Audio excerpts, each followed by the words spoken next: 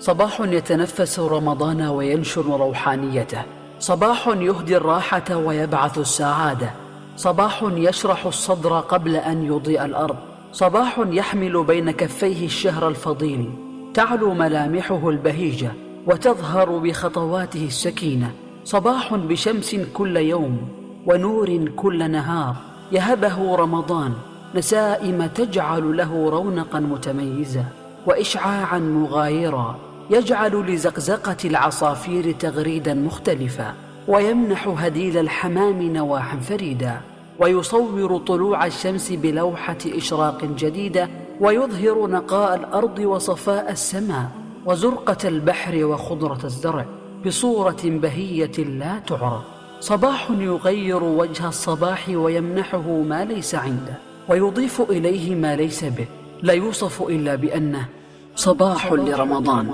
صباح القلوب السعيدة والأرواح الأنيسة والجوارح العفيفة، صباح ليس ككل الصباحات، صباح